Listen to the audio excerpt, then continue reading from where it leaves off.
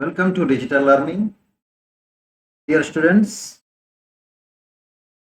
we are learning auditing, the subject of 6th semester BBA of my university. Today we are in the 6th session of Unit 1, that is classification of audit part 3. We know that audit can be classified into different categories on 3 bases according to the structure of business. We have already studied the last session. Today we will be discussing the classification of audit according to the conduct of audit. According to the conduct of the audit can be classified as continuous audit, complete audit, partial audit, interim audit, annual or periodical audit, balance sheet audit, occasional audit. These are the different classifications. Let us discuss them one by one. First one is continuous audit. A continuous audit is one in which auditor visits his client's office at regular or irregular intervals throughout the year to verify the account. ವರ್ಷವಿಡೀ regular ಆಗಿ ಅಥವಾ ಇನ್ರೆಗ್ಯುಲರ್ ಆಗಿ visit ಆಗ್ತಾ ಇರ್ತಾನೆ, audit continuous ಆಗಿ ಆಗ್ತಾ ಇರುತ್ತೆ. Objective of the in continuous audit ಏನಂದ್ರೆ, ಕಂಟಿನ್ಯೂಸ್ ಆಡಿಟ್ ನ ಆಬ್ಜೆಕ್ಟಿವ್ ಏನಂದ್ರೆ, may be to get final accounts audited immediately after the closure of the accounting year. Accounting year close ಆದ ಕೂಡಲೇ ಇಮಿಡಿಯೇಟ್ಲಿ ಫೈನಲ್ ಅಕೌಂಟ್ ಮಾಡಲಿಕ್ಕೆ ಸಾಧ್ಯವಾಗುತ್ತೆ. When the accounts are audited throughout the year by audit staff under the guidance of the auditor, it is called continuous audit. The work involved in a continuous audit is considerably high and management requires the auditor to report at regular intervals. ತುಂಬಾ work involve ಆಗಿರ್ತದೆ, ಆದರೆ regular ಆಗಿ ಅವರು ಅದನ್ನು report ಮಾಡ್ತಾ ಇರಬೇಕು. If the number of financial transactions are very large and or if the internal control system is found to be weak in certain cases, continuous audit desired. ಈ ಎರಡು ಕೇಸಲ್ಲಿ ಅಂದ್ರೆ ತುಂಬಾ ದೊಡ್ಡ ಸಂಸ್ಥೆ, ಅದೇ ರೀತಿ ಇಂಟರ್ನಲ್ ಕಂಟ್ರೋಲ್ ಸಿಸ್ಟಮ್ ಸರಿಯಾಗಿಲ್ಲ, ವೀಕ್ ಆಗಿದ್ರೆ ಕಂಟಿನ್ಯೂಸ್ ಆಡಿಟ್ ಅನ್ನು ಮಾಡಬೇಕು. ಅಡ್ವಾಂಟೇಜಸ್ ಏನೆಲ್ಲ ನೋಡಿ. Immediate detection of the errors and frauds, fraud ಅನ್ನ ಮತ್ತು ಫ್ರಾಡ್ ಅನ್ನ ಇಮಿಡಿಯೇಟ್ಲಿ ಕಂಡುಹಿಡಿಯಬಹುದು ಕಂಟಿನ್ಯೂಸ್ ಆಡಿಟ್ ಆಗ್ತಾ ಇರುವ ಕಾರಣ. ಇನ್ಡೆಪ್ತ್ ಚೆಕಿಂಗ್ ಕಂಪ್ಲೀಟ್ ಆಗಿ ಪೂರ್ಣವಾಗಿ ಆಳವಾಗಿ ನಡೆಯುತ್ತದೆ. Proper planning of the audit ವರ್ಕಿಗೆ ಸರಿಯಾದ ಪ್ಲಾನ್ ಮಾಡಬಹುದು. Proper quick preparation of the interim reports, interim report ಅನ್ನ ಬೇಗನೆ ಪ್ರಿಪೇರ್ ಮಾಡ್ಲಿಕ್ಕೆ ಆಗುತ್ತೆ. Quick finalisation of accounts, final accounts ಅನ್ನ ಕ್ವಿಕ್ ಆಗಿ ವರ್ಷ ಮುಗಿದ ಕೂಡಲೇ ಪ್ರಿಪೇರ್ ಮಾಡಬಹುದು. ವ್ಯಾಲ್ಯೂಯೇಬಲ್ ಸಜೆಷನ್ಸ್ ಅನ್ನ ಆಡಿಟರ್ ಕೊಡಬಹುದು. ಅಪ್ ಟು ಡೇಟ್ ಅಕೌಂಟ್ಸ್ ಯಾವಾಗಲೂ ಅಪ್ ಟು ಡೇಟ್ ಆಗಿರುತ್ತೆ. Keeps the audit staff busy, audit staff ಯಾವಾಗಲೂ ಬಿಸಿ ಆಗಿರ್ತಾರೆ. ಪ್ರೊವೈಡ್ಸ್ ಡಿಸೈರ್ಡ್ ಇನ್ಫಾರ್ಮೇಶನ್ ರೆಡಿಲಿ, ಏನು ಇನ್ಫಾರ್ಮೇಶನ್ ಬೇಕೋ ಅದು ರೆಡಿಯಾಗಿ ಸಿಗುತ್ತೆ. ಗ್ರೇಟ್ ಮಾರಲ್ ಚೆಕ್ ಇರ್ತದೆ, ನೈತಿಕ ಚೆಕ್ ಇರ್ತದೆ. ಅಂದ್ರೆ ಆಡಿಟರ್ ಯಾವಾಗಲೂ ಚೆಕ್ ಮಾಡ್ತಾ ಇರುವ ಕಾರಣ ಅಕೌಂಟೆಂಟ್ ಮಾರಲ್ ಆಗಿ ಕರೆಕ್ಟ್ ಇರ್ತಾರೆ. ಇನ್ನು ಡಿಸ್ಅಡ್ವಾಂಟೇಜಸ್ ಏನಂದ್ರೆ, continuous audit involves heavy expenditure. ತುಂಬಾ ವರ್ಷ ಇಡೀ ಅಕೌಂಟ್ಸ್ ಮಾಡೋ ಕಾರಣ ಅವರಿಗೆ ಸಂಬಳ ಫೀಸ್ ಕೊಡಬೇಕಾಗುತ್ತೆ, ಅದು ಹೆವಿ ಎಕ್ಸ್ಪೆಂಡಿಚರ್ ಆಗುತ್ತೆ. A person who has to access to accounts may be tempted to tamper the accounts which are readily verified. ಒಮ್ಮೆ ಆಡಿಟ್ ಕಂಟಿನ್ಯೂಸ್ ಆಗ್ತಾ ಇದೆ, ಒಂದು ತಿಂಗಳದ ಒಂದು ವಾರದ ಅಕೌಂಟ್ ಆಗಿದೆ, ಒಂದು ಅಕೌಂಟ್ ಒಂದು ಬುಕ್ ಇಷ್ಟು ದಿನದವರೆಗೆ ಆಗಿದೆ, ಅದನ್ನ ನಂತರ ಅಕೌಂಟೆಂಟ್ ಏನ್ ಮಾಡೋದು, ಮತ್ತೆ ಟ್ಯಾಂಪರ್ ಮಾಡೋ ಸಾಧ್ಯತೆ ಇದೆ, ಮತ್ತೆ ಆಡಿಟ್ ಆಗೋದಿಲ್ಲ ಅಂತ ಹೇಳಿ. The staff belonging to the client's office might become careless in their work and excessively rely on the audit staff to find the mistakes and errors in the audit. ಯಾವಾಗಲೂ audit ಆಗ್ತಾ ಇರುವ ಕಾರಣ account staff ಏನ್ ಮಾಡ್ತಾರೆ ಅಂದ್ರೆ, accounts ಸ್ಟಾಫಿಗೆ ಸ್ವಲ್ಪ carelessness ಬರುತ್ತೆ. They will feel careless because auditor is checking. ಹಾಗಾಗಿ ತಪ್ಪುಗಳು ಹೆಚ್ಚಾಗುವ ಸಾಧ್ಯತೆ ಇದೆ. Continuous audit is exhaustive. Sometimes it becomes routine and unimaginative without serving any purpose. Sometimes it becomes exhaustive, ತುಂಬಾ ಅನಗತ್ಯವಾಗಿ ಎಕ್ಸಾಸ್ಟಿವ್ ಆಗಿರುತ್ತೆ, ರುಟೀನ್ ಅನ್ಇಮ್ಯಾಜಿನೇಟಿವ್ ವರ್ಕ್ ಅಲ್ಲಿ ಇನ್ವಾಲ್ವ್ ಆಗಿರುತ್ತೆ. The frequent visit of the audit staff will disrupt the work of the client office. Frequent ಆಗಿ audit staff ಆಗಾಗ client office ಅಲ್ಲಿ visit ಆಗುವ ಕಾರಣ ಅದರಿಂದ ಡಿಸ್ರಪ್ಷನ್ ಆಗ್ಬಹುದು, work disruption. There is a possibility of fraud due to the collusion between the audit staff and the client staff. Audit staff ಮತ್ತು ಕಂಪನಿಯ accounting staff ನ ನಡುವೆ ಪೊಲ್ಯೂಷನ್ ಆಗೋ ಕಾರಣ ಫ್ರಾಡ್ ಆಗೋ ಸಾಧ್ಯತೆಗಳು ಹೆಚ್ಚಿದೆ. ಇನ್ನು ಸ್ಟೆಪ್ಸ್ ಏನು, ಕಂಟಿನ್ಯೂಸ್ ಆಡಿಟ್ ಅಲ್ಲಿ ಇರುವಂತಹ ಮಾಡಬೇಕಾದ್ರೆ ಏನೆಲ್ಲ ಸ್ಟೆಪ್ ಅನ್ನ ಫಾಲೋ ಮಾಡಬೇಕು. The management should ensure that books are not altered after the audit is completed. Audit complete ಆದ ನಂತರ ಆ ಬುಕ್ ಆಡಿಟ್ ಆದಂತ ಬುಕ್ಗಳನ್ನ ಟ್ಯಾಂಪರ್ ಮಾಡುವುದಿಲ್ಲ ಎಂಬುದನ್ನು ಆಡಿಟರ್ ಎನ್ಶ್ಯೂರ್ ಮಾಡಬೇಕು. If necessary, any alteration can be done only after obtaining the approval from the auditor. The auditor should use the special ticks marks during the audit, and implication of each work should be kept confidential. So here, whenever the auditor is making the audit work, he should use some special tick for the auditing work. Audit work ಗೆ special tick ಮಾಡಬೇಕು ಪ್ರತಿಯೊಂದಕ್ಕೂ, ಅದು ಅವನಿಗೆ ಮಾತ್ರ ಗೊತ್ತಿರಬೇಕು, confidential ಆಗಿರಬೇಕು. Audit notes, queries and remarks should be written date wise and maintained. Audit note ಏನಿದ್ರೆ, queries ಏನಿದ್ರೆ, ರಿಮಾರ್ಕ್ಸ್ ಅನ್ನೆಲ್ಲವನ್ನ ಡೇಟ್ ವೈಸ್ ಬರೆದಿಟ್ಟು ಇದು ಏನಾಗ್ತದೆ, ಫ್ಲೋ ಆಫ್ ದ ಆಡಿಟ್ ಅನ್ನು ಸ್ಮೂತ್ ಮಾಡುತ್ತೆ. ಇನ್ನು ಎರಡನೇ ಟೈಪ್ ಆಡಿಟ್ ಬೇಸ್ ಅಲ್ಲಿ ಇರೋದು complete audit. As its name implies, audit of each and every transaction is done here. Auditor checks all the transaction in the books of accounts with proper supporting documents. Documents ನೊಟ್ಟಿಗೆ ಎಲ್ಲ transaction ಅನ್ನು check ಮಾಡ್ತಾರೆ. It includes checking, posting, casting, totaling, balancing ಎಲ್ಲವನ್ನ ಮಾಡ್ತಾರೆ. Such audit is done where accounts have not been previously audited. ಒಮ್ಮೆ audit ಆಗದ first time audit ಮಾಡುವಂತಹ book ಆದ್ರೆ ಈ ರೀತಿ ಮಾಡಬೇಕಾಗುತ್ತೆ. Partial audit, third one. Sometimes auditor may be asked to conduct audit of only some records for the books for the part or whole year.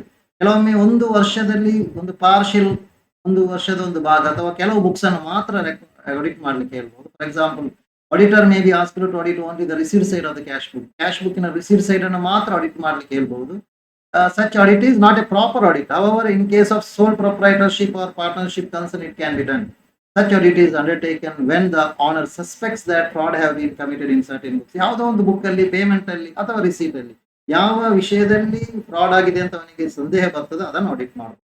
Fourth one is interim audit. Interim audit is an audit which is conducted in between two annual audit to find out the interim reports, interim profits, to enable the company to declare an interim dividend. ಅಂದ್ರೆ ವರ್ಷದ ಎಡೆಯಲ್ಲಿ ಎರಡು annual audit ನ ಎಡೆಯಲ್ಲಿ ಮಾಡುವಂತ auditing interim audit ಅಂತ ಹೇಳ್ತೇವೆ. It involves complete and detailed examination of the transactions and review of the records and accounts up to the date of the interim audit. Interim audit ನ date ನವರೆಗೆ ಎಲ್ಲವನ್ನ check ಮಾಡ್ತಾರೆ.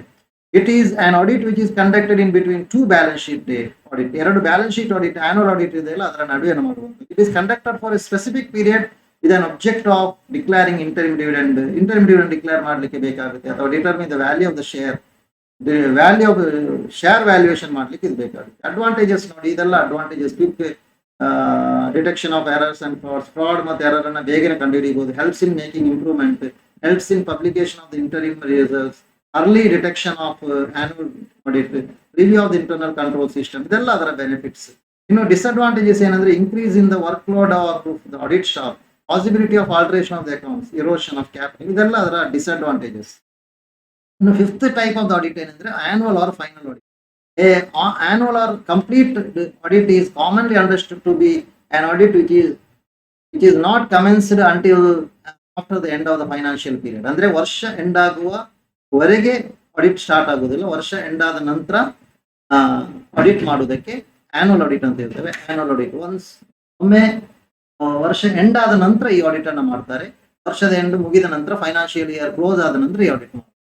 Final audit takes place only after the end of the trading period, when all the transactions for the whole year are completely recorded and balanced. Trading and profit and loss account is prepared. Balance sheet have also been prepared.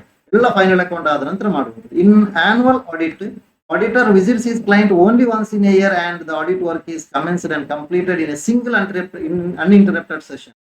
ವರ್ಷದೊಳೊಮ್ಮೆ ಮಾತ್ರ audit ಆಫೀಸಿಗೆ visit ಮಾಡ್ತಾರೆ ಮತ್ತು ಒಮ್ಮೆಲೆ continuous ಆಗಿ audit ಮಾಡಿ audit ಅನ್ನು ಮುಗಿಸ್ಬಿಡ್ತಾರೆ.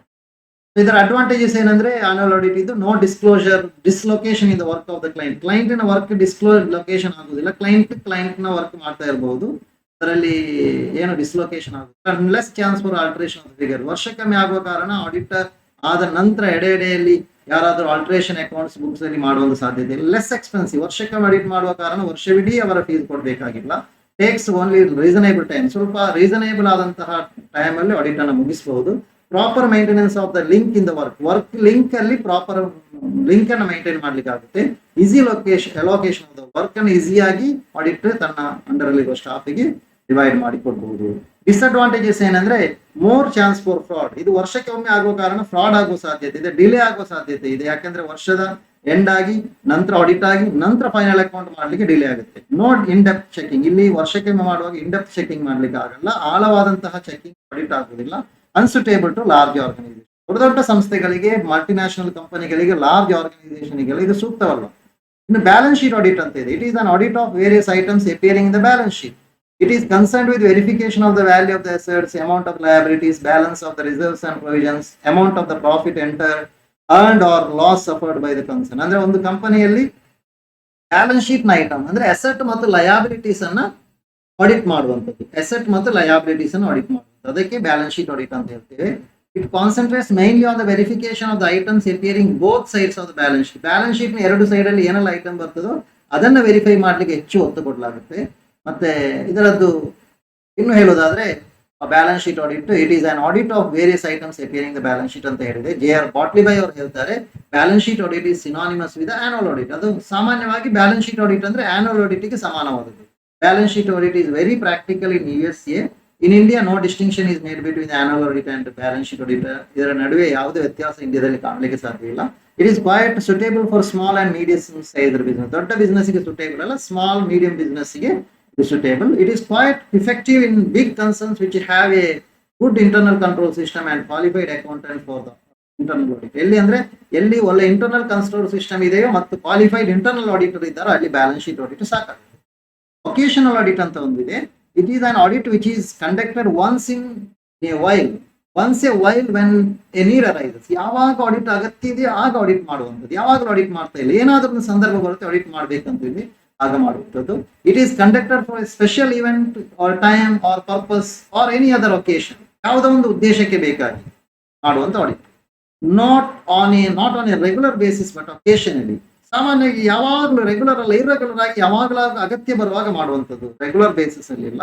To discover any suspected fraud or misappropriation or error. ಏನಾದ್ರೂ ಒಂದು ಫ್ರಾಡ್ ಆಗಿದೆ, ವಂಚನೆ ಆಗಿದೆ, ಮಿಸ್ಅಪ್ರಾಪ್ರಿಯೇಷನ್ ಆಗಿದೆ, ತಪ್ಪಾಗಿದೆ ಅಂತ ಸಂದೇಹ ಬಂದ್ರೆ ಆಗ ಈ ಆಡಿಟ್ ಅನ್ನು ಮಾಡ್ತಾರೆ. Where audit is not legally compulsory. ಇದು ಯಾಕಂದ್ರೆ ಆಡಿಟ್ ಮಾಡೋದು ಲೀಗಲಿ ಕಂಪಲ್ಸರಿ ಅಲ್ಲದ ಸಂದರ್ಭದಲ್ಲಿ ಆಡಿಟ್ ಮಾಡಿದ್ರೆ ಸಾಕಾಗುತ್ತೆ. ಸೊ ಸೋಲ್ ಟ್ರೇಡರ್ ಆಗಲಿ, ಪಾರ್ಟ್ನರ್ಶಿಪ್ ಫರ್ಮ್ ಆಗಲಿ, ಜಾಯಿಂಟ್ ಹಿಂದೂ ಫ್ಯಾಮಿಲಿ ಬಿಸ್ನೆಸ್ ಆಗಲಿ, ಇದರಲ್ಲೆಲ್ಲ ಈ ಆಡಿಟ್ ಅನ್ನು ಮಾಡ್ತಾರೆ. ಸೊ ಇದಿಷ್ಟು audit on the basis of the conduct of the audit ಅಲ್ಲಿ ಈ ರೀತಿ ಮಾಡ್ತೇವೆ. ಇನ್ನೊಂದು ಟೈಪ್ ನ ಆಡಿಟ್ ಕ್ಲಾಸಿಫಿಕೇಶನ್ ನೆಕ್ಸ್ಟ್ ಸೆಷನ್ ಅಲ್ಲಿ ನೋಡುವ. ಇಷ್ಟು ಕಲಿತಂತ ವಿಷಯದಲ್ಲಿ ಕೆಲವು ಪ್ರಶ್ನೆಗಳು, ಒಂದು 5 ಪ್ರಶ್ನೆಗಳಿದೆ, ಮಲ್ಟಿಪಲ್ ಚಾಯ್ಸ್ ಕ್ವಶನ್ಸ್, ಅದನ್ನ ನೋಡಿ. Continuous audit is carried out throughout the year, once in a year, in between 2 annual audits, none of the above. Choose the correct answer. Complete audit implies audit of some books, only cash book, each and every transaction, none of the above. Interim audit is third question. Idu interim audit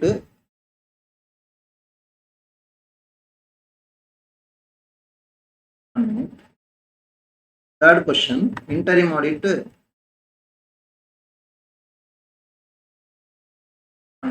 Interim audit is carried out throughout the year, once in a year, in between 2 annual audits.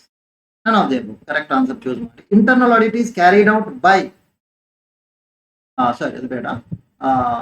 ಇದು question.